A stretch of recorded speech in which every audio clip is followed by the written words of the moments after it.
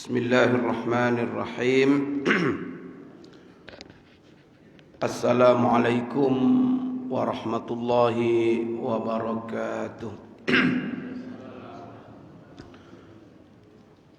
Alhamdulillahi rabbil alamin. Wa bihi nasta'in ala umuri dunya waddin. Wassalatu wassalamu ala ashrafil anbiya'i wal mursalin wa ala alihi wa ashabihi wattabi'in lahum bi ihsanin ila yaumiddin, amma ba'd. Allahumma la ilma lana illa ma 'allamtana innaka antal alimul hakim. Rabbana zidna ilma warzuqna fahma. Allahumma inna nas'aluka ilman nafi'a wa rizqan tayyiba wa 'amalan mutaqabbala wa shifaa'an min kulli da'.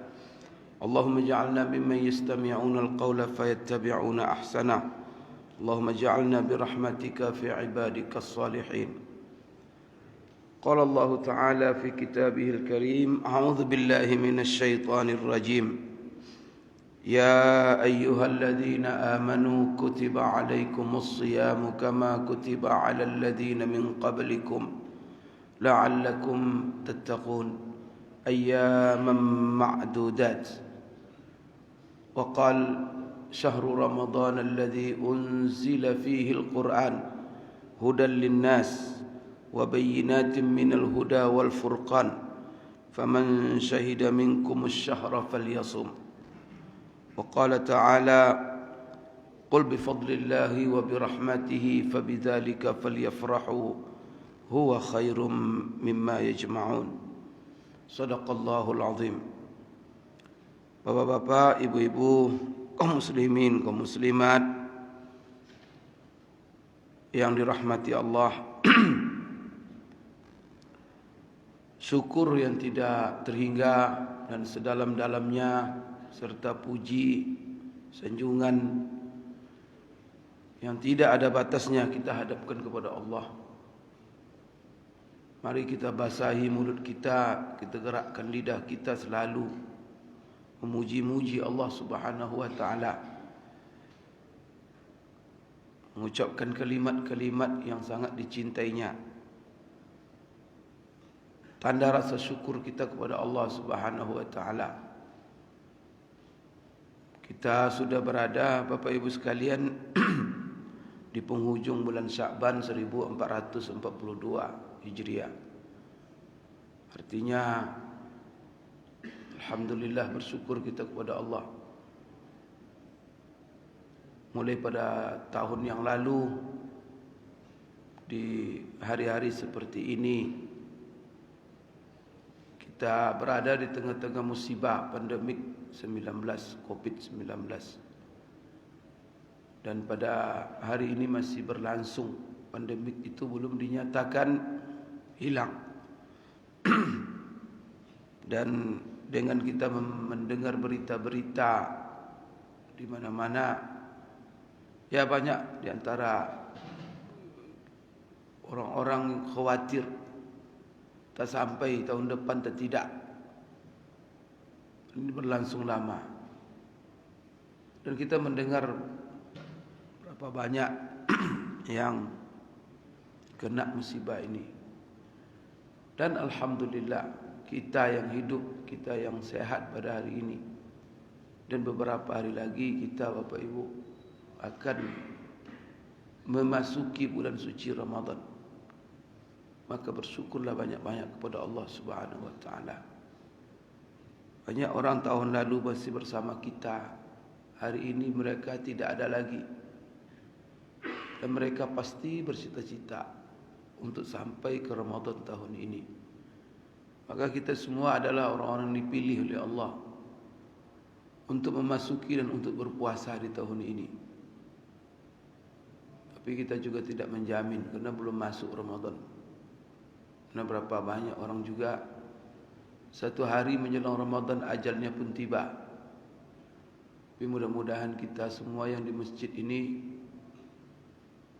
mudah-mudahan Bapak Ibu panjang umur kita, insya-Allah. Allah berikan kesehatan, keafiatan, keselamatan, keamanan sampai bulan Ramadan full, kemudian kita diberikan kekuatan untuk menjalankannya sehingga betul-betul bisa kita maksimalkan.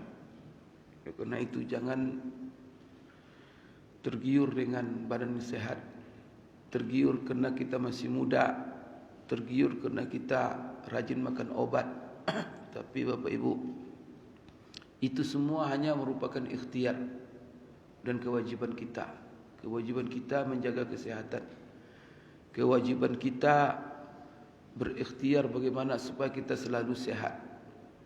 Tetapi nanti sehat atau tidak, itu semuanya Bapak Ibu sekalian adalah kehendak dan ketentuan Allah Subhanahu wa taala.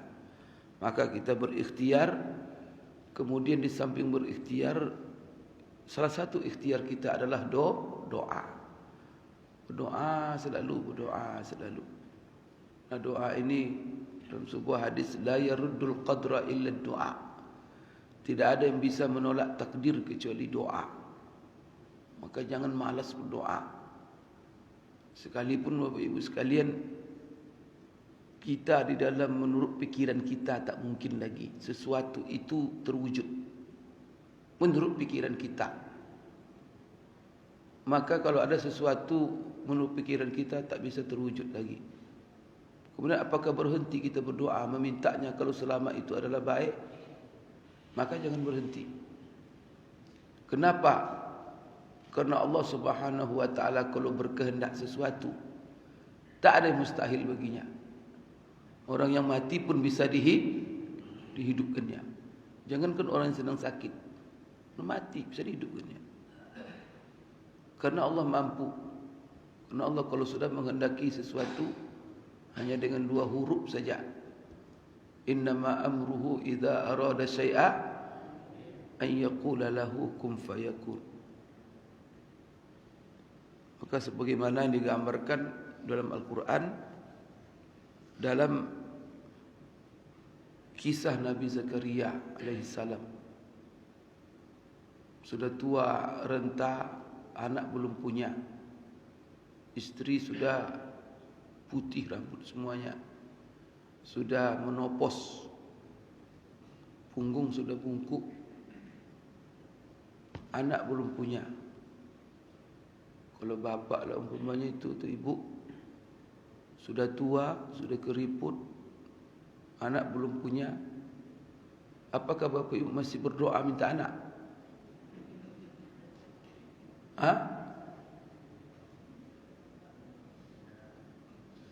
So, udah kakek-kakek, udah apa? Gigi dah tinggal 2, berjalan sudah, anak belum punya. Istrinya juga begitu, nama bungkuk. Saya kira masih berdoa kita minta anak, kerana anak belum punya. Saya kira berhenti itu nak kenapa? Tak ada harapan lah. Itu jadi masalah. Bagi Allah ada istilah-istilah tak ada harapan lagi. Maka dalam Quran, walam akum bidu'aika rabbi syaqiyya. Itu kata Nabi Zakaria, saya takkan pernah ya Allah, ya Rabb, tak akan henti-hentinya, saya takkan pernah merasa lelah, capek untuk memohon kepadamu. Maka berdoa terus dia.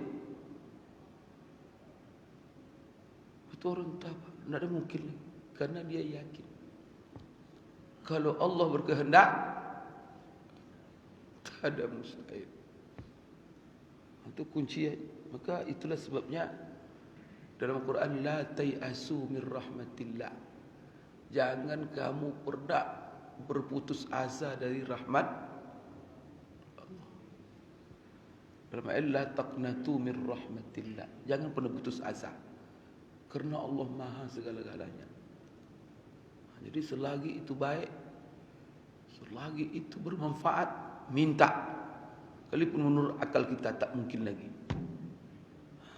Jadi jangan diukur pula Allah itu dengan kemampuan manusia, kemampuan kita-kita. Itu berbahaya, jatuh syirik kita nanti, dosa.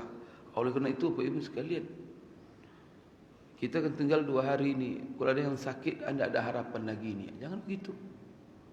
Terus berdoa, minta sehat.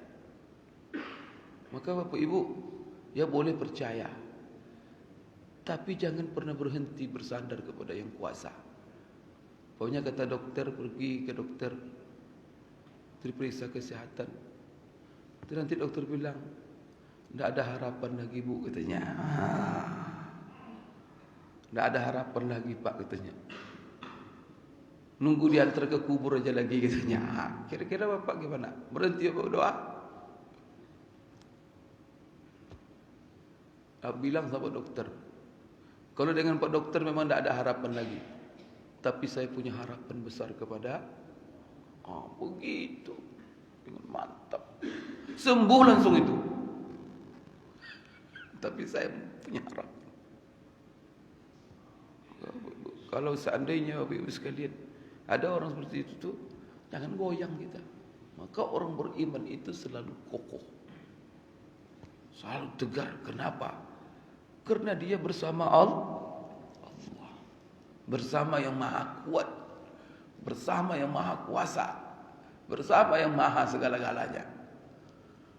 Maka Bapak Ibu sekalian, berdoa kita kepada Allah. Kemudian juga Bapak Ibu, jangan pula kita bersandar kepada kekuatan kita. Mentang-mentang ni masih muda, mentang-mentang ni masih sehat, maka seolah tak perlu Allah. Bapak Ibu, mau sedang sehat, mau umur masih muda, kalau Allah berkehendak, maka dalam segala situasi, dalam kondisi sehat, kuat pun kita bersandar kepada Allah. Minta. Untuk apa? Ya Allah, supaya tetap sehat, supaya tetap afiat. Kemudian walaupun menurut pikiran kita, ini rasa-rasanya kalau begini kesehatannya akan masuk Ramadan nanti. Ya kan? Rasanya badan enak, makan masih enak, bahkan berlari masih bisa. Ini masih bisa, maka makan masuk Ramadan ini. Bapak Ibu sekalian, tak seperti itu hitung-hitungannya. Maka orang beriman kalau Allah berkehendak. Jadi jangan pula nanti kena sehat tak berdoa. Itu maksud saya. Yang sakit berdoa, yang sehat berdoa, yang tua berdoa, yang muda berdoa. Di samping berikhtiar. Setelah berikhtiar, salah satu ikhtiarnya doa. Setelah itu serahkan semuanya kepada Allah. Maka dikunci dengan sesuatu yang kuat. Kuncinya namanya tawakal. Kalau sudah tawakal, mantap itu Bapak Ibu sekalian. Bapak Ibu sekalian, maka karena kita menghadapi Ramadan ini, menjelang Ramadan, kalau kita mau masuk Ramadan, kita dipanggil oleh Allah. Tapi yang dipanggil ini kalau dia punya sifat yang Allah panggil orang-orang ini dengan sifat ini, maka bersyukur kepada Allah. Kalau masuk Ramadan, kita masuk panggilan Allah Subhanahu wa taala, yaitu panggilan Allah dalam surah Al-Baqarah ayat 183 dan seterusnya. Yang mana Bapak Ibu sekalian, Allah Subhanahu wa taala memanggil kita. Apa kata Allah? Ya ayyuhalladzina amanu. Hai orang-orang yang beriman. Maka siapa yang merasa beriman masuk dalam panggilan ini.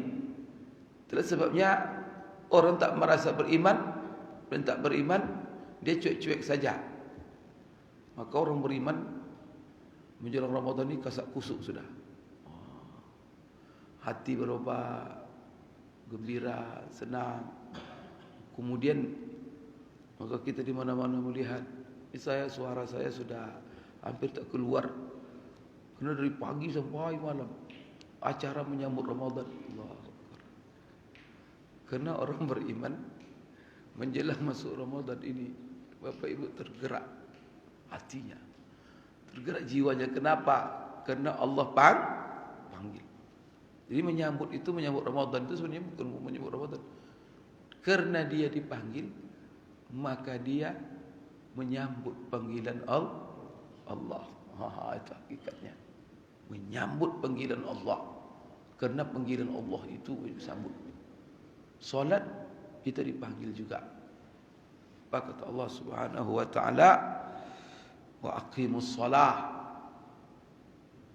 Ibu sekalian, banyak dalam Quran itu dipanggil juga dengan ya ayyuhallazina amanu.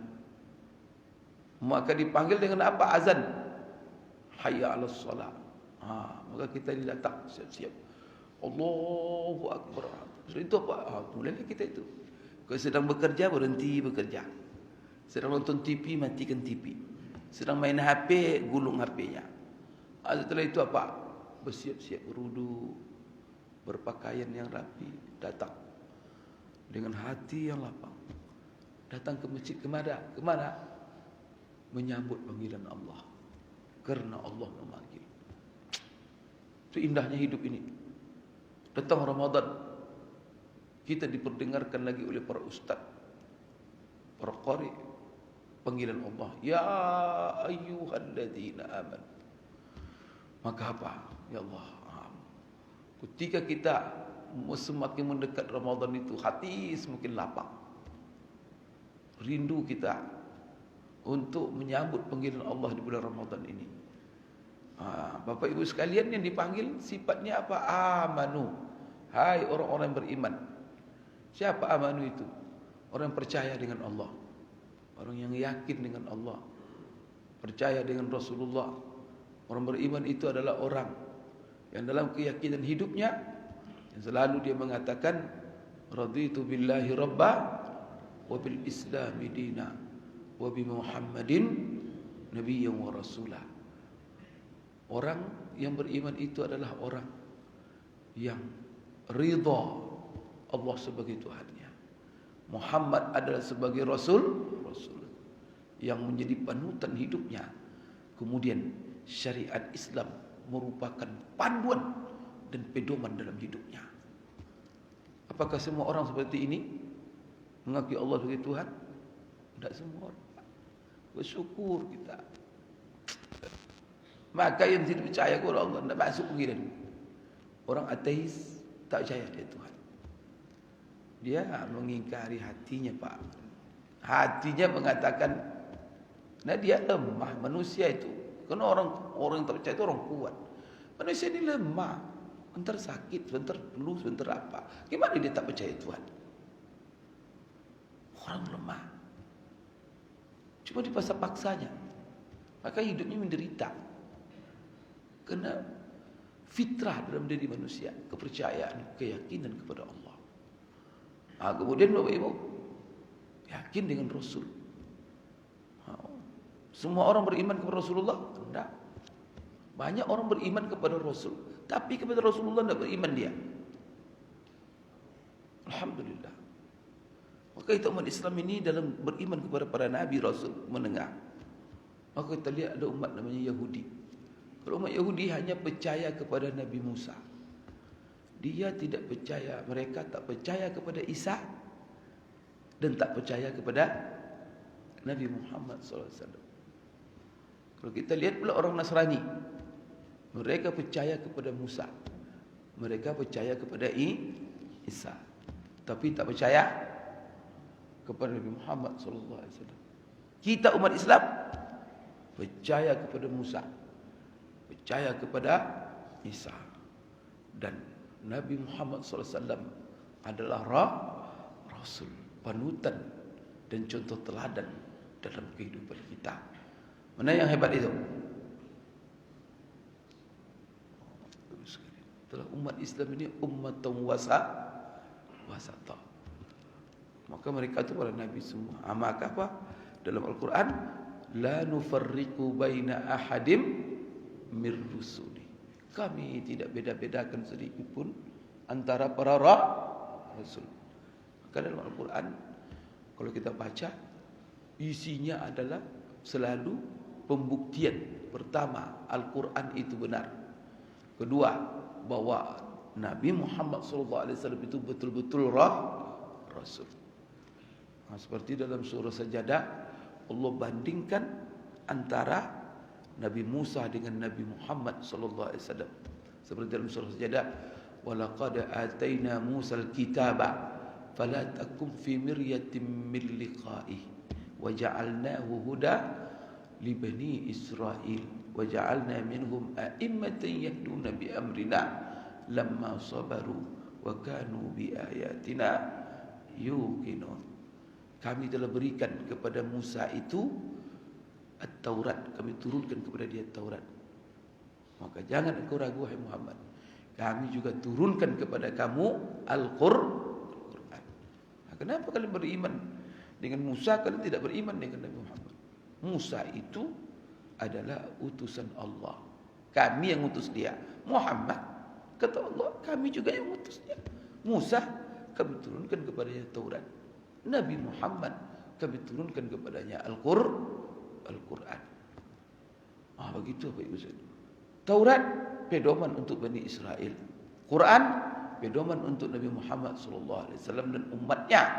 Kemudian setelah adanya Quran, maka seluruh kitab-kitab yang lain itu, maka pedomannya semuanya kepada Quran. Dan isi Quran itu apa? Merangkum isi kitab-kitab yang telah lalu dan meluruskan isi-isi kitab yang telah lalu, yang telah diselewengkan oleh tangan-tangan manusia yang pengkhianat. Datang Quran diluruskan. Kalau ada isinya macam-macam, karena itu Quran kitab dulu dimain-mainkan, banyak diseleweng-selewengkan. Tapi Quran tak bisalah. Maka Allah di Quran, Allah berjanji, inna nahnu nazzalna dzikra wa inna lahu lahafizun. Kami yang menurunkan Al-Quran dan kami berjanji akan menjaga dan memeliharanya. Alhamdulillah. Salah satu bentuk Allah menjaga Quran, setiap hari kita mendengar penghafal Quran. Kemudian hari-hari ini semakin marak sekolah-sekolah tahfiz Al-Quran menjadi mode. Ini cara Allah ini. Padahal tantangan umat Islam banyak sekali. Umat Islam diobok-obok di mana-mana. Tetapi Quran tidak mereka tinggalkan. Malah apa? Quran semakin yang mengkaji Quran, menghafal Quran, membaca Quran. InsyaAllah ini kita juga akan sebentar lagi akan masuk ke bulan yang nama bulan itu adalah Syahrul Quran. Allahu Akbar. Jadi Bapak Ibu sekalian, yang dipanggil adalah orang-orang beriman. Beriman kepada Rasulullah. Sekarang kemana mereka dipanggil? Karena orang beriman ini juga orang beriman yang mana? Orang beriman yang tadi raditu billahi rabba wa bi Muhammad rasul nabi wa rasulah wa bil islami dina. Artinya apa? Orang-orang yang yakin, yang ridha Islam sebagai panduan hidupnya. Maka banyak orang tidak, Bapak Ibu, di dunia ini hendak Islam. Maka orang Islam itu syariat, menjalankan syariat Islam. 5 kali sehari semalam solat, kemudian bayar zakat, mampu nanti haji, kemudian Bapak Ibu sekalian ajaran-ajaran Islam lainnya kewajiban. Dan itu siapa menjalankan? Yang menjalankan adalah orang beriman. Maka pelaksanaan syariat itu kuncinya iman. Kalau sudah tidak beriman, mungkin menjalankan syariat. Itulah sebabnya iman semuanya kuncinya. Ini Ramadan akan ada syariat yang Allah perintahkan kepada kita. Maka yang dipanggil untuk menjalankan siapa?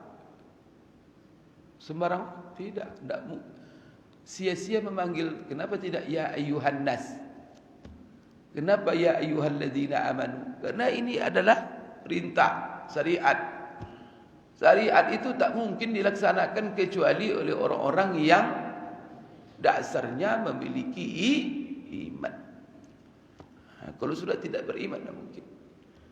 Kemudian yang dipanggil itu Bapak Ibu, biasanya orang hidup. Jadi kalau dipanggil kita oleh Allah berarti masih hidup kita itu. Tapi kalau tidak masuk panggilan itu sudah dianggap orang mati. Sebabnya orang beriman itu adalah orang yang hakikatnya mereka lah yang hidup. Orang yang tak ada iman, itu hakikatnya mereka mati. Dipanggil tak ada guna. Mereka takkan bergerak, Pak, takkan mendengar. Maka sifat mereka summum bukmun humyum fahum la ya'qilun. Dalam ayat lain, otak tak jalan. Itu ngapain dipanggil otak tak jalan? Telinga pekat, mata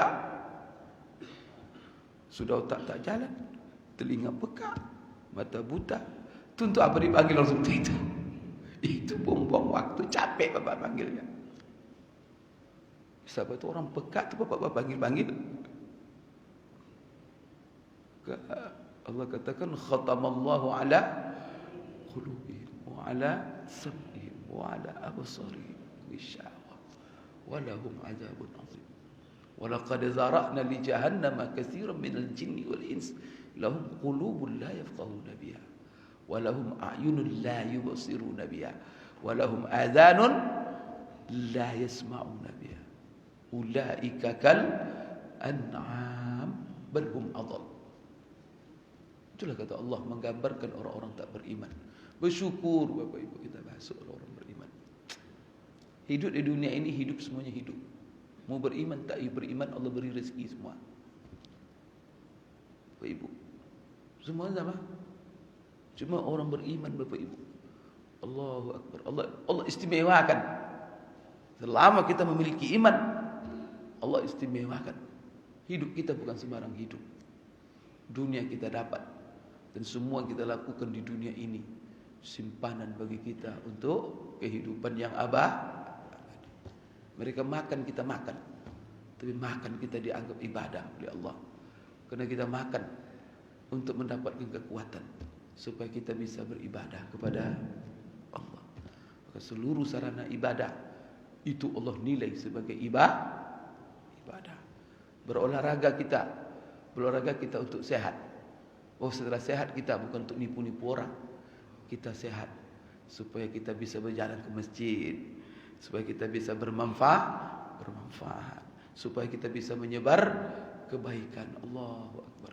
Sarana kebaikan, Allah akan nilai kebaikan itu sendiri. Indah.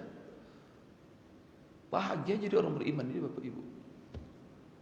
Maka kalau orang tidak bahagia dengan iman, berarti ada yang salah di dalam iman itu sendiri. Orang beriman di lapang. Maka di sini Allah panggil kita. Kalau biasanya kalau dipanggil, kemudian Bapak Ibu sekalian, yang dipanggil di sini bukan orang-orang beriman dibagi-bagi atau dibeda-bedakan. Selagi dia beriman masuk panggilan ini semua. Maka yang dipanggil di sini seluruh orang beriman, tidak terkecuali. Mau orang beriman itu posisinya di dunia ini sebagai raja, masuk panggilan ini. Apakah dia sebagai menteri, masuk panggilan ini. Sebagai gubernur, pejabat tinggi, Bapak, jenderal, masuk ya ayyuhallazina amanu, selagi dia memiliki sifat iman ini. Kemudian Bapak Ibu sekalian, mau orang kaya, mau orang miskin, mau orang sederhana, masuk semuanya, maka tidak ada beda. Semuanya. Itulah sebabnya panggilan seperti ini pertama sekali panggilan menghibur. Bapak Ibu, kalau dikhususkan kita oleh Allah panggilan orang beriman, karena kita sudah beda dengan orang lain karena iman kita. Kemudian dipanggil oleh Allah, bahagia kita tak? Ya ayyuhallazina amanu. Maka kalau kita umpamanya di dunia ini ada orang terhormat, orang yang tinggi, kemudian memanggil kita, maka kita buat organisasi umpamanya, organisasi ini. Dipanggil nanti oleh orang terhormat, orang organisasi ini. Apalagi panggilannya panggilan keistimewaan, panggilan khusus. Bagaimana tak bahagia kita? Apalagi nanti akan menerima reward macam-macam dan orang lain. Jadi orang selalu kadang-kadang dia ingin mengistimewakan dirinya dengan sesuatu supaya dia mendapat istimewa. Bapak Ibu sekalian, orang-orang beriman istimewa dia dengan imannya. Maka di sini Bapak Ibu sekalian, terhibur, lapang dada kita. Karena yang manggil kita bukan hanya Rasulullah, tetapi yang manggil kita ketika Ramadan ini masuk Allah. Allah langsung memanggil kita. Dan Allah panggil dengan sifat yang membedakan kita dengan orang lain, yaitu iman. Karena kita hidup ini untuk iman. Oleh karena itu, ya ayyuhalladzina amanu. Udah Allah panggil Bapak Ibu, semuanya tanpa beda. Ini adalah satu hiburan untuk kita. Karena kita sudah tahu isi panggilan ini adalah puasa. Puasa itu menahan makan, menahan minum, menahan syahwat. Kemudian Bapak Ibu, puasa itu nanti mengisi waktu-waktu kita dengan ibadah semuanya. Jadi kalau dipikir-pikir sekali pikir berat. Gimana pun gembira Pak Ustaz, kita dipanggil untuk lapar. Siapa yang senang lapar? Kita dipanggil untuk haus.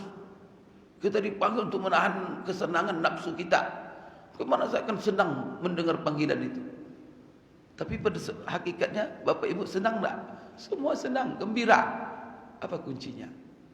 Karena ketika dipanggil, yang dipanggil untuk beban ini bukan hanya 1-2 orang, tetapi seluruhnya.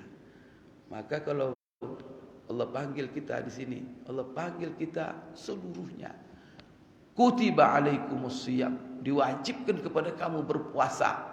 Nah, di sini Bapak Ibu sekalian, ya ayyuhallazina amanu, ringan bagi kita, lapang kita. Karena yang puasa itu tidak dibeda-bedakan. Mau presiden puasa, mau menteri puasa, mau pejabat tinggi puasa, mau orang kaya puasa, semuanya puasa. Semuanya lapar selama Ramadan, siang Ramadan. Oleh karena itu, kalau kita bersama-sama lapar, tidak ada masalah. Tapi bersama-sama. Jangan satu lapar, satu kenyang. Maka kalau puasa sunat itu jarang, mungkin hari Kamis, nah lihat jemaah semua. Siapa yang puasa sunat? Mungkin lebih banyak yang tidak puasa daripada yang puasa. Tanya yang tidak puasa, kenapa? Tak kuat Pak Ustaz kena lihat orang makan. Ah, itu salahnya. Orang pada merokok, saya puasa. Ah, itu salahnya. Orang pada minum, saya puasa. Di rumah orang semua istri masak, anak-anak makan, saya. Jadi kena semua tidak puasa satu, berat. Tapi kalau seandainya semua puasa, anak puasa, tetangga puasa, semuanya puasa, maka Bapak Ibu, rupanya kita ini sesusah apapun. Tapi kalau bersama-sama, lapar pun kalau bersama-sama, menyenangkan lapar itu kalau sama-sama. Itulah sebabnya kita dalam dunia ini, siapapun kita disuruh berbuat adil. Karena orang kalau kita adil, orang siap menerima. Tapi kalau sudah tidak adil, maka Allah Subhanahu wa ta'ala dengan seperti ini, Allah Maha Adil. Maka dalam syariatnya, Allah itu Maha Adil. Tidak membeda-bedakan. Semuanya selagi memenuhi syarat masuk. Itu Bapak Ibu. Maka dunia ini gelisah orang hidup dunia ini kalau tidak ada iman. Kemudian dikerjain oleh orang, diperlakukan tidak adil. Coba, maka bapak-bapak sebagai kepala rumah tangga harus adil. Adil kepada istri, adil kepada anak-anak. Maka kalau anak-anak diperlakukan kepada tidak adil, gimana kira-kira? Tidak ditegurnya bapak. Saya melihat Pak, sampai meninggal ibu bapaknya, tak hadir dia jenazahnya. Sampai di situlah. Kenapa? Karena berbekas ketidakadilan orang tuanya kepada dia. Kesal dia. Tapi anak ini anak durhaka ini. Dan dia tidak pantas seperti itu. Sekalipun ibunya tidak adil, itu kan urusan orang tuanya. Tapi kewajiban dia adalah berbakti. Tetapi ada sebab. Begitulah artinya apa? Kalau kita tidak adil, itu Bapak Ibu kawan. Maka Bapak Ibu ya, adil dalam kehidupan kita. Anak-anak berlaku kepada adil. Jadi kalau sudah adil, semuanya puas. Maka apa? Kalau satu tak diberi, semua tak diberi, senang semuanya tak? Tidak ada masalah. Tapi satu diberi, satu tidak. Gimana? Itu masalahnya. Atau bapak ibu suruh yang satu aja, selalu disuruh ngepel. Yang satu suruh aja duduk. Kira-kira gimana? Berontak anak kita. Mak, kenapa saya aja disuruh? Itu dia. Maka adil pandai Allah Subhanahu wa taala. Begitulah dia sayangnya sama kita. Maka dalam panggilan Allah taala kita yang semua kita puas. Kenapa? Hai orang-orang yang beriman. Bapak Ibu sekalian, maka kita dipanggil menjelang Ramadan ini. Dipanggil untuk apa? Kutiba alaikumus syiyam. Diwajibkan kepada kamu berpuasa. Bapak Ibu sekalian, di sini ada catatan. As-siyam. Ulama menafsirkan as-siyam ini menunjukkan Bapak Ibu perintah siyam ini bukan perintah sembarangan. Pertama, kewajiban itu dengan kata-kata kutiba. Itu penekanan. Kemudian Bapak Ibu sekalian, as-siyam ada alif lam di situ. As-siyam. Karena bisa saja kutiba alaikum siyamun. As-siyam itu menunjukkan kata-kata apa?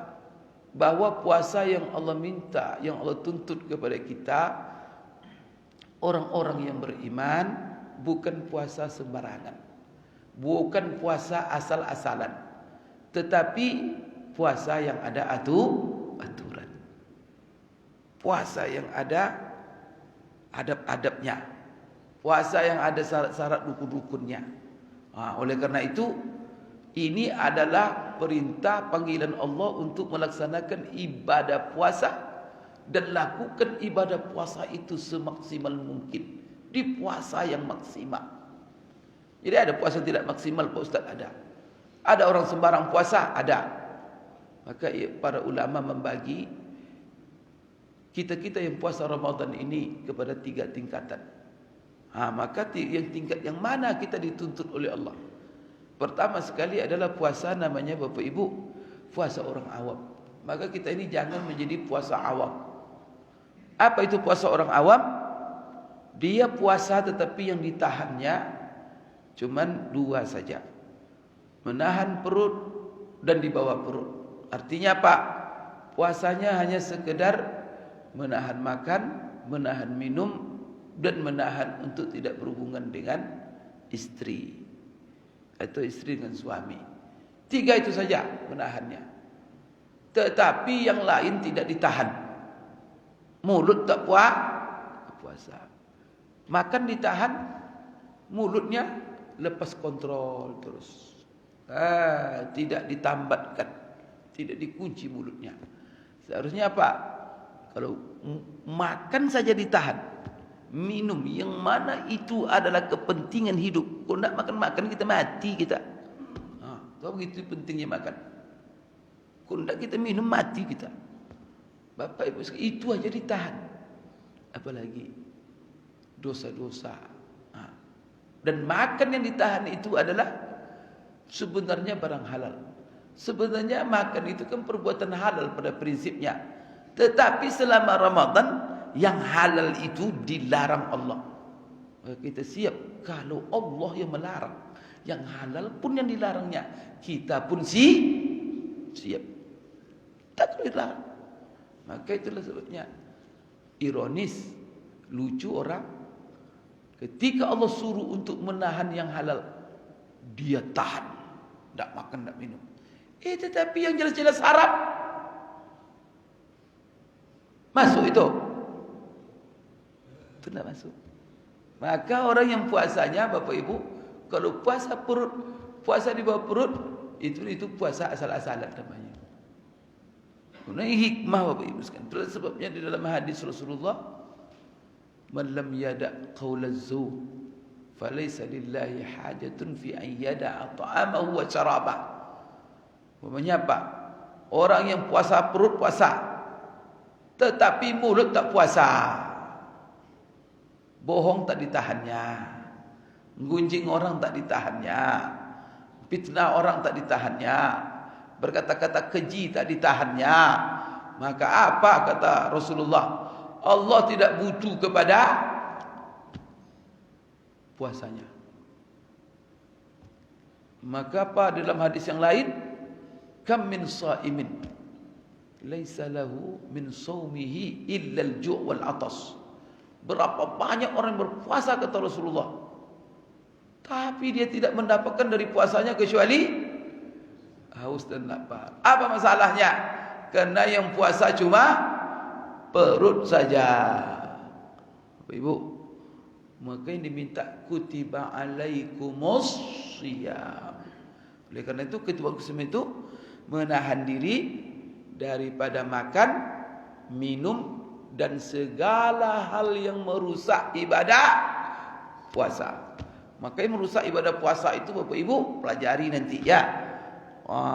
Saya minta supaya Pak kajian malam pertama tarawih itu tentang apa saja yang merusak puasa. Karena itu yang perlu dijaga. Karena inti puasa menahan. Jadi yang penting adalah apa yang ditahan. Makan, minum. Nanti Bapak Ibu, kalau kita tidak menahan, ada yang mengakibatkan kalau kita tidak tahan, batal puasa kita. Seperti makan dia, minum dia, itu batal puasanya. Kemudian Bapak Ibu sekalian, berhubungan suami istri dia, batal puasanya. Apalagi nanti membatalkan puasa, hal-hal yang harus ditahan. Kemudian juga ada nanti hal-hal yang wajib juga ditahan. Tapi kadang-kadang tak membatalkan puasa kita, tetapi menghanguskan pahala puasa kita. Seperti gunjing. Menggunjing orang batal puasa Pak Ustaz? Tidak batal. Tetapi hangus dibuatnya. Iri, dengki.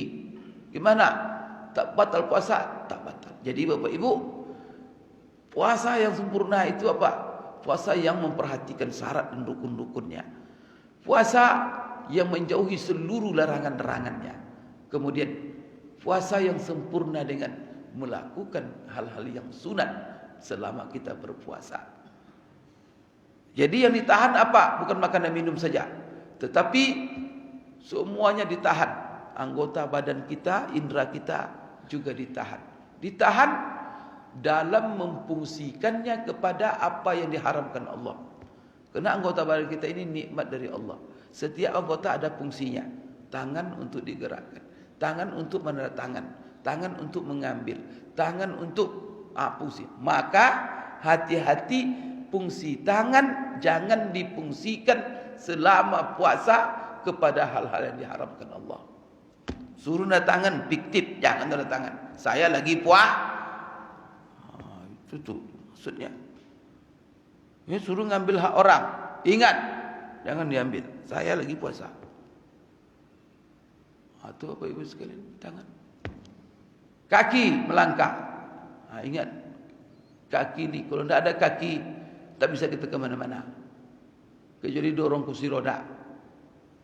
Maka kaki itu ada fungsi melangkah ke tempat-tempat kita tuju. Ingat, ketika kita puasa, mana tempat kita tuju?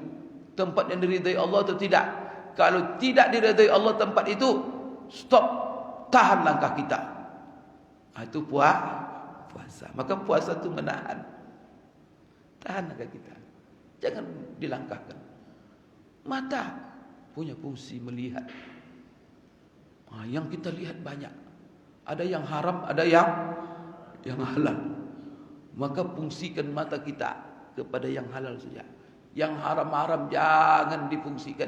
Kita lagi puasa. Tapi kalau kita fungsikan juga kepada yang haram, mata. Perut lapar, mata kemana-mana, yang haram juga. Itu yang tidak menjadikan puasa kita berguna. Ada manfaatnya. Telinga, Bapak Ibu sekalian, ada fungsinya, mendengar. Maka dengar hal-hal yang halal, jangan dengar hal-hal yang haram. Orang gunjing, enak-enak juga telinga dengar. Jangan. Kalau sudah ada yang gunjing duduk, Bapak Ibu tuh gunjing orang, mulai gunjing orang. Ambil kapas, sumbat dia. Itu apa? Tahan diri mendengar. Kalau dia apa? Dia gunjing-gunjing, si anu tuh gini jelek-jelek apa? Oh, jelek-jelek orang. Maaf ya, saya permisi dulu mau pergi. Tahan, tutup telinga, jangan dengar. Tapi kalau ibu duduk keenakan pula kok lagi puasa, mendengar dosa-dosa, jangan dengar. Apalagi kalau cerita dia, Kalau kita dengar keenakan dia. Tapi kalau kita tidak dengar, Bu, kalau ibu disuruh cerita, Syanu gini, langsung orang mau cerita pergi dia. Ibu lanjutkan cerita. Maka gara-gara kita dengar, dia keenak, ikut dosa. Coba pergi, berhenti dia, pahala ibu, tak jadi dia cerita. Cerita sendirilah dia kan.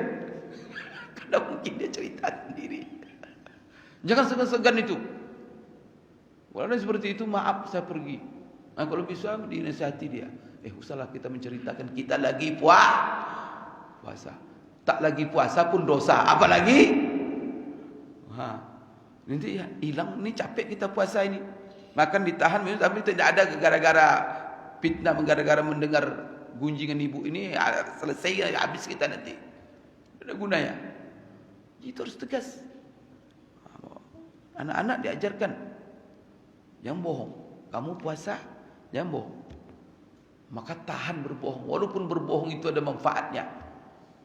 Ada manfaat bagi orang kadang-kadang. Membuat orang tak marah, membuat apa, macam-macam lah. Manfaat duniawi. Tapi Allah sepahit apapun, jujur harus jujur. Tak boleh berbohong. Bapak Ibu, jadi puasa perutnya, puasa di bawah perut, puasa anggota badan, dan puasa hatinya. Begitu juga. Kalau Ramadan itu jaga hati. Mulai sekarang bersihkan hati. Untuk persiapan bekal Ramadan, kebersihan hati dijaga. Maka kita kepada Allah, jangan ada kata-kata hati kepada Allah, kerana dosa banyak. Ya Allah, dosa saya banyak. Terbayang oleh kita. Masing-masing kita kadang-kadang terbayang dosa itu. Kadang-kadang mengganggu hati kita. Oleh kerana itu, menjelang Ramadan bersihkan hati dengan tobat. Maka bertobatlah dengan tobat nasuha. Tak ampun kepada Allah. Setelah itu apa? Tobat dengan tobat yang benar. Lalu Bapak Ibu, kalau kita sudah tobat dengan tobat yang benar, 3 syarat tobat dosa kepada Allah. Pertama, betul-betul menyesal. Yang kedua, bertekad untuk tidak mengulangi. Yang ketiga, jangan berkawan lagi dengan orang-orang yang membuat kita berdosa. Pertama, dengan orang yang membuat kita berdosa, kawan-kawan berdosa, jangan dekat-dekat. Banyak berjudi, berjudi itu ada interaksi. Ada yang ngasih nomor, ada yang ngasih, itu tinggalkan semua itu. Jangan berhubungan lagi. Kalau ada nomor HP-nya, hapus. Ini kan dia tobat, nomor HP-nya mesti disimpan, atau tidak itu. Astagfirullahaladzim. Dia bilang apa? Kalau nafsu naik, nanti saya akan telepon lagi dia. Astagfirullah. Itu tobat-tobat sama lado itu namanya. Maka HP-nya hapus. Tempatnya jangan dekat-dekat lagi. Ini berjudi, tobat dari judi. Jangan dia duduk-duduk lagi di situ. Sudah hapuskan dari kenangan semuanya. Karena kita sudah tobat. Maka namanya al-iqla'. Iqla' itu apa? Menanggalkan diri dari seluruh unsur yang membuat kita terjerumus kepada dosa. Itu Bapak Ibu. Menyapa? Gara-gara TV kita banyak dosa. Gimana? Buang TV itu. TV itu kan barang, apa namanya, alat yang bisa untuk yang baik, bisa untuk yang buruk. Tapi ya, ada video-video porno umpamanya lewat TV kita tonton. Bakar video porno itu semua tanda kita sudah tobat. Jangan disimpan juga lagi dalam lemari. Itu tidak tobat itu. Ini tobat dari minum. Dia tobat nih, nangis minum. Tapi di dapur masih ada 10 botol. Gimana? Disimpan di kulkas. Tanda dia tobat, langsung dia hancurkan semuanya. Langsung ditumpahkan semuanya. Itu tobat. Tapi kalau dipertahankan juga tidak tobat namanya itu. Maka menjelang Ramadan, tanggalkan diri kita semua dari unsur-unsur dosa. Ada teman-teman berjudi dengan dia, hapus HP-nya semua. Supaya nanti setan ketika menggoda, kan digoda setan tuh, telepon, tidak ada lagi nomor teleponnya. Kan gitu. Alhamdulillah selamat. Bapak Ibu tolong, itu yang tobat. Maka taubat kepada Allah kalau sudah seperti itu, kita hati tenang. Kita yakin kerana Allah yang berjanji. Ya ayyuhallazina amanu tubu ilallahi taubatan nasuha. Nanti apa? Yaghfir lakum. Maka di dalam ayat itu Allah berjanji ampunkan, hapuskan seluruh dosa kita. Jadi Bapak Ibu sekalian, mulai tobat dengan Allah supaya nanti apa? Ada beban hati ini berat, Pak. Besok itu kan puasa itu berat. Menahan apa? Kalau bertumpul beban badan kan beban badan itu, menahan diri dari makan minum itu beban badan. Kalau berkumpul ya dengan beban hati berat, itu bisa susah kita puasa. Maka orang banyak gitu, Pak. Kenapa dia kadang-kadang sembunyi-sembunyi makan dia? Kenapa? Berkumpul beban fisik dengan beban hati. Hati terbebani. Maka di dunia ini, seberat apapun Bapak Ibu sekalian beban yang kita bawa, maka kalau secara fisik itu belum berat. Beban yang paling berat adalah beban hati. Jadi kalau bapak kesal, kalau ibu kesal, tak ada yang enak dimakan. Lutut apa kayaknya lemah sekali. Loyo semua persendian. Ya enggak? Kenapa? Padahal di pundak enggak ada abang berbadi, tapi kenapa persendian loyo? Umpamanya apa? Tiba-tiba suami di rumah dicaci makinya ibu. Loyo ibu langsung tak? Tak bergerak lagi. Apa masalahnya? Dipikulkannya lemari besar di atas apa? Beban hati. Kerana ibu kesal. Ibu apa kan ibu baca lagi? Ya Allah, tu terduduk langsung. Itu masalahnya. Beban hati lepaskan. Apa beban hati? Dosa-dosa itu beban hati semuanya itu. Syirik beban hati. Mengantungkan diri kepada selain Allah. Auzubillah. Kemudian apa? Riya beban hati. Kenapa? Mencari-cari pujian orang. Ada capek-capek berbuat baik, tak dipuji juga. Bagaimana kira-kira? Ada orang berimpak banyak-banyak, kaya sekian miliar. Tapi niatnya untuk dipuji. Tapi semua orang cuek aja sama dia. Tidak ada muji, tidak ada apa. Kira-kira gimana? Ditariknya lagi semangat dia tadi. Kenapa? Karena tidak hati terbebani. Maka itu sebabnya kalau hati sudah bersih, gampang dia ikhlas. Maka ikhlas itu, Pak, artinya bersih, murni, bening. Itu arti ikhlas.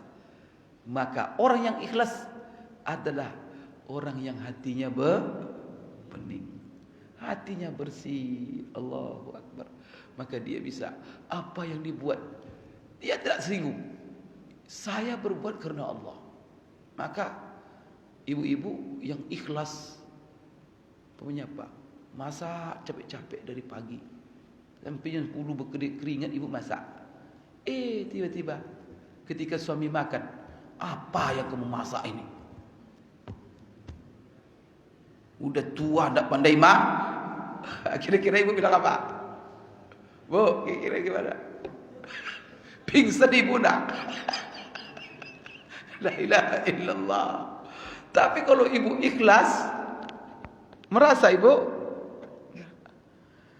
ya Allah, semua yang saya buat anda mencari ridhamu, ya Allah. Jadi dia mau senang tak senang, tapi penting. Ya Allah, ini adalah amal bagiku untuk. Maka jangan marah-marah ibu, diam aja. Kenapa? Karena ibu berbuat karena Allah. Itulah hebatnya orang beriman itu. Tak ada sakit kena gara-gara orang. Tidak pernah demam dicaci maki orang dia selama dia benar. Selama yang dibuatnya diridai Allah. Karena dia mengatakan selalu, Allahumma inna nas'aluka ridha kawal jannah. Yang aku cari hanya ridhamu, ya Allah. Suami mau ridho atau tidak, tapi ridhamu. Itu jangan ibu apa? Enak hidup di kalau ikhlas itu. Subhanallah. Mau gimana dunia ini? Maka ada orang tetap senyum, tetap bercahaya mukanya. Kenapa? Karena dalam hati ini memancar keikhlasan. Keikhlasan. Maka ada orang pula yang pusing lihat dia sendiri mana bahagia. Kenapa kan ada orang benar Pak, berjuang untuk kebenaran. Setan kan tidak suka. Dihajar setan dia terus. Kadang-kadang kata orang menderita dia, tapi dia sendiri berjuang untuk kebenaran. Maka sebenarnya apa? Hatinya bahagia. Kena bisa istiqomah dengan kebenaran. Kata kita azab itu orang, ya tidak azab dia. Fisiknya saja. Karena manusia ini hidup dengan rohnya. Kita kan hidup dengan roh. Jasad ini Bapak Ibu. Maka orang sesakit apapun dia, tapi kalau hati gembira, nah ada terasa sakit itu Pak. Maka itulah ikhlas. Jadi Bapak Ibu sekalian ya, jaga hati. Ini supaya puasa kita mantap nanti. Menjelang Ramadan dan juga untuk bekal Ramadan nanti. Jadi ini kita bangun sebelum Ramadan untuk dibawa menjadi bekal selama Ramadan. Supaya apa? Supaya Ramadan itu betul-betul maksimal. Bersihkan hati yaitu dengan mulai tobat dan terganjal. Nah ada orang Bapak Ibu kadang-kadang berpikir dosa saya sudah banyak. Mending basah, tanggung-tanggung basah, mandi sekalian. Auzubillah. Maka Ramadan tak puasa. Di Ramadan dia tetap berjudi. Ramadan dia tetap pacaran. Ramadan dia tetap mabuk-mabuk. Astagfirullahaladzim. Karena dia tak pernah membersihkan diri.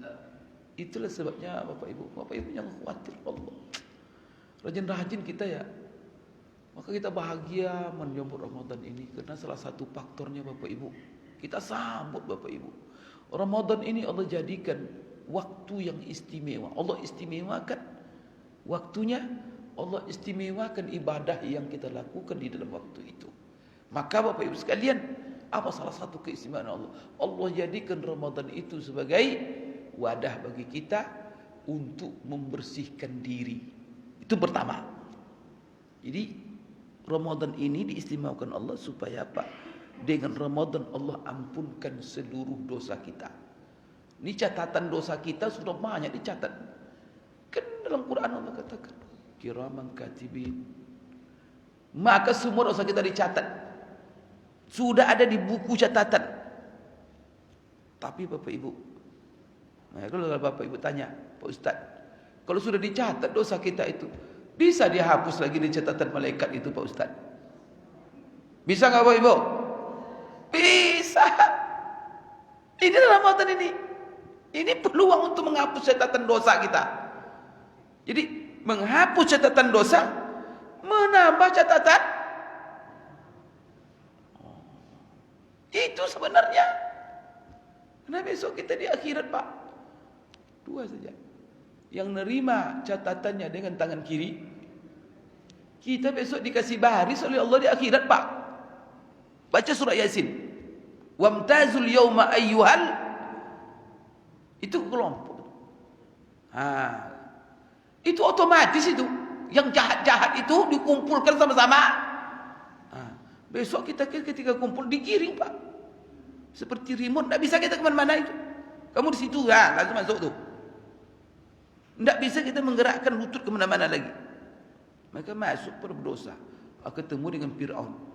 Sebarisan dengan Abu Jahal. Itu apa lagi itu? Astagfirullahaladzim. Masuk kelompok Abu Jahal, masuk kelompok Fir'aun, masuk kelompok Astagfirullahaladzim. Maka wamtazul yawma ayyuhal mujrimun. Alam a'ada ilikum ya bani Adam. Allah, maka di dunia ini jangan masuk kelompok Fir'aun. Besok dikumpulkan bersama mereka. Jangan masuk kelompok Qarun. Masuk kelompok besok menyesal. Itu kalau sudah masuk kelompok Fir'aun, hitam muka kita langsung. Kenapa? Neraka menung. La ilaha illallah Bapak Ibu. Kalau kita di dunia ini dikelompokkan kepada ini orang baik, ini sudah senang kita itu. Wah, masuk kelompok orang. Tapi kalau dimasukkan kamu masuk ke sini, masuk kelompok. Jadi Bapak Ibu sekalian, Ramadan ini Allah syariatkan Pertama, untuk apa? Allah dengan Ramadan ini ingin membersihkan, mengampunkan dosa-dosa kita. Maka catatan dosa yang 11 bulan dari Ramadan yang lalu sampai Sa'ban ini, gunakan kesempatan Ramadan ini untuk dihapuskan. Maka Allah berjanji, di antara 3 amalan yang utama di Ramadan yang akan menghapuskan dosa kita. Apa kata Rasulullah? Man shama ramadhana imanan wa ihtisaban ghufira lahu ma taqaddama min dzambi. Barang siapa yang benar-benar puasa, diampunkan seluruh dosanya. Dasarkan iman, mengharapkan pahala dari Allah. Itu pertama. Maka puasa besok dijaga kesempurnaannya. Maka kutiba alaikumus syiyam. Puasa yang akan menghapuskan dosa. Puasa bukan hanya sekedar perut saja, tetapi puasa semuanya. Perutnya puasa, mata puasa, mulut puasa, termasuk hati puasa. Maka hati bersih dari bintik-bintik hitam dengan tobat. Hati bersih dari penyakit sesama manusia, iri, dengki, dendam, benci, kusumat, semua permusuhan. Jangan ada. Kalau Bapak Ibu jangan segan-segan menjelang Ramadan minta maaf sama orang. Jangan gengsi. Siapa kita? Kita ini manusia. Tanah. Kita ini tanah semuanya. Mau banyak duit, tanah. Dari tanah, hidup di atas tanah, akan naik ke langit. Masuk ke dalam. Maka kalau ada yang sombong, tanah bilang itu. Sombong apa pula kamu? Tanah. Hancur dalam tanah. Besok akan dibangkitkan dari, itulah kita manusia. Maka jangan gengsi-gengsi ya. Dan kita ini status kita hamba. Hamba siapa? Hamba Allah. Maka untuk mencari ridho Allah, kita tundukkan diri kita. Tidak ada sombong, tidak ada gengsi, tidak ada apa. Maka salah sama tetangga. Oh, tetangga miskin, datang sama dia. Bu, minta maaf bu. Bawa kue banyak-banyak ke rumah dia. Kasih dia duit, minta maaf bu. Banyak saran saya. Kita pejabat, anak buah di bawah, minta maaf. Jangan gengsi. Ada sudah gengsi. Kemudian jangan juga menjadi orang yang tinggi hati. Ketika orang minta maaf, kita pula banyak pula, mahal pula. Apa nama kata orang? Jual jangan jual mahal. Tapi apa? Kalau ada orang minta maaf, maka kalau bisa sebelum dia minta maaf, kita sudah maafkan. Maka kata-kata yang paling indah, kalau ada orang datang minta maaf kepada kita, bu maaf bu. Oh ya, kalau seandainya ibu ada salah, saya sudah jauh-jauh maafkan. Bagi saya tak ada dosa ibu. Kan senang orang tu. Alhamdulillah. Subhanallah Bapak Ibu ya. Bapak Ibu sekalian, oleh karena itu ada 3 tadi yang menghapus dosa. Pertama apa? Puasa. Sempurnakan puasanya. Yang kedua, qiyamul lail. Man qama ramadhana imanan wa ihtisaban ghufira lahu ma taqaddama min dzambi. Barang siapa yang melaksanakan qiyamul lail selama Ramadan, diampunkan seluruh dosanya. Apa qiyamul lail di sini? Salat tarawih. Maka besok Bapak Ibu jangan pernah absen salat tarawih sampai nanti malam terakhir. Jangan kebiasaan-kebiasaan seperti lama-lama. Tarawih itu cuma 10 pertama, setelah itu kosong masjid. Terbalik kita. Seharusnya Bapak Ibu, selalu saya tanya, mana yang paling istimewa? Hari pertama Ramadan atau hari terakhir? Tapi mana yang paling ramai masjid? Di pertama atau di terakhir? Terbalik itu. Paling istimewanya. Jadi kalau mau malas-malas Ramadan itu malas-malas dari awal. Tapi kalau akhir, itu. Maka sekarang tidak ada alasan lagi Bapak Ibu. Pak Ustaz, saya sibuk buat kue. Saya cari beli lebaran. Tak ada perlu lagi. Sekarang online semua. Ada Gojek, ada macam-macam sekarang. Tinggal mau apa Bapak Ibu. Sekarang tak ada, banyak orang tak masak lagi. Pesan-pesan saja tiba makanan. Maka apa? Bisa kita manfaatkan untuk banyak ibadah. Banyak baca Quran. Maka qiyamul lail, puasa apa? Salat tarawih. Salat tarawih bersama imam. Pokok tekadkan ibu-ibu, bapak-bapak, saya tarawih besok sampai akhir masing-masing kita. Supaya apa? Bersih kita dari dosa. Barangkali puasa kita kadang-kadang banyak masalahnya. InsyaAllah qiyamul lail. Kemudian ketiga Bapak Ibu, jangan lupa menghidupkan malam Lailatul Qadar. Karena Rasulullah mengatakan, "Man qama Lailatul Qadri imanan wa ihtisaban, ghufira lahu ma taqaddama min zambi." 3 hal itu. Terakhir Bapak Ibu sekalian, bahwa Ramadan ini disyariatkan Allah untuk kita puasa dan menahan semua. Kenapa? Karena Allah ingin memanjangkan umur kita. Walaupun umur pendek, tapi Allah berikan balasan seluruh amalan kita berlipat-lipat. Jadi cara Allah memanjangkan umur kita. Amal kita yang sedikit di waktu yang istimewa itu dilipat-lipat gandakan oleh Allah. Maka pahala solat, satu solat digandakan oleh Allah 70. Jadi satu solat di waktu biasa kan 10.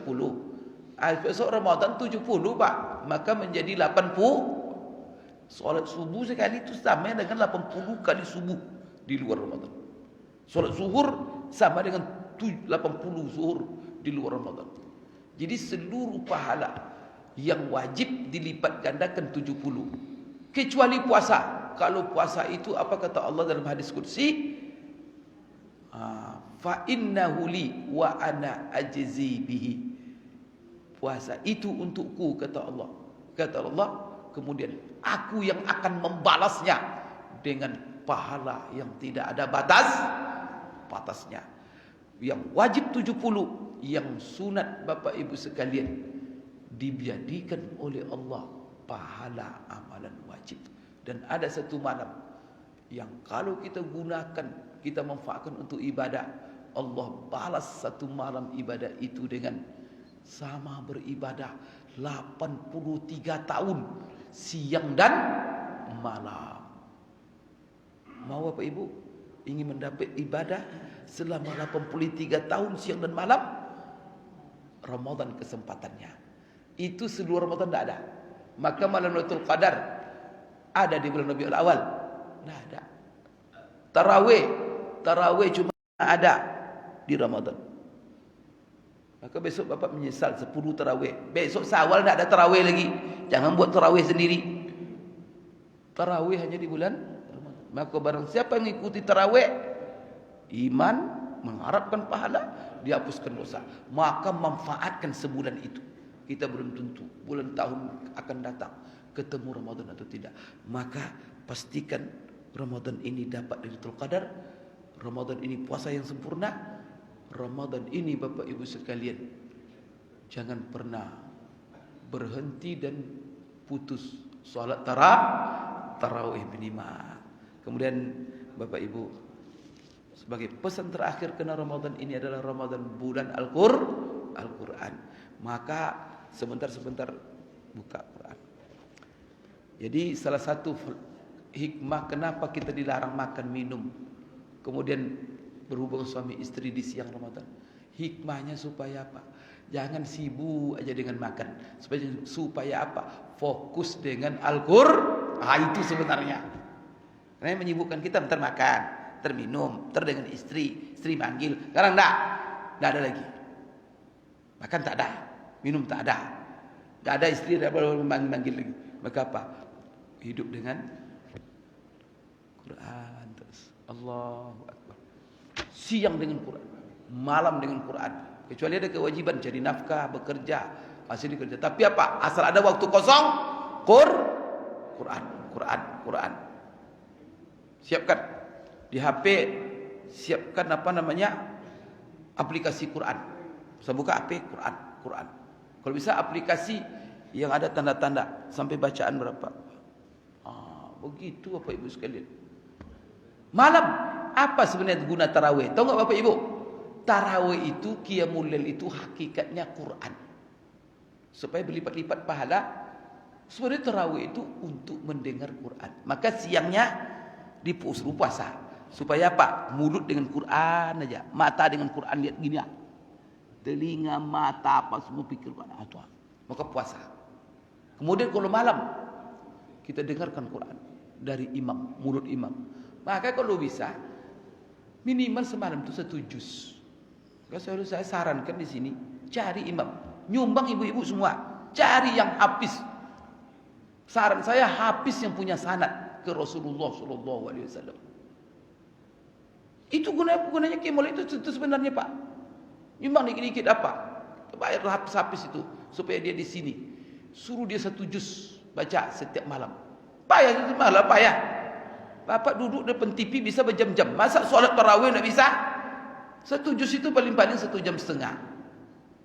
Kalau bacaannya agak cepat sedikit 1 jam lah. Kemudian habis, artinya apa? Buat kesan dalam hidup kita. Bangga hendaknya bahagia. Mendengar Al-Quran dari mulut orang qori yang mana dia punya sanad ke Rasulullah. Seolah-olah apa? Kita mendengar Al-Quran sebagaimana yang dibaca oleh Rasulullah. Mulai dari Fatihah sampai Qul a'udzu birabbin nas. Sekarang saya tanya Bapak Ibu, siapa Bapak Ibu? Ini ya, ada yang sudah tua, umur mungkin ada di atas 60 apa? Siapa Bapak Ibu yang pernah mendengar Quran dengan telinganya dari Fatihah sampai Qul a'udzu birabbin nas? Maka ini menjadi program rutin kita setiap tahun apabila Ramadan. Di Qiyamul Lail. Maka jangan tarawih, kadang heran juga saya. Sudah tarawihnya 8 rakaat, ayatnya antara inna a'taina qul huwallah, inna a'taina qul huwallah. Lihat apa? Tarawih 10 menit selesai. Tarawih itu bukan itu, tarawih itu untuk Quran itu. Maka kalau sholat fardu, imam tidak boleh panjang-panjang. Tapi kalau sholat sunat, Rasulullah kadang 3 surat dibaca 1 rakaat. Baqarah, Ali Imran, An-Nisa, 1 rakaat. Tapi itu sholat dari Qiyamul Lail. Tapi ada satu hal yang saya pesan sama ibu, pelan-pelan saja. Tapi 1 juz pelan-pelan. Bagaimana itu Ustaz masuk pelan-pelan? Biasa kan berdiri kan sebentar. Biasa berdiri lama-lama. Tidak bisa berdiri lama-lama. Solat sunat ini bisa duduk.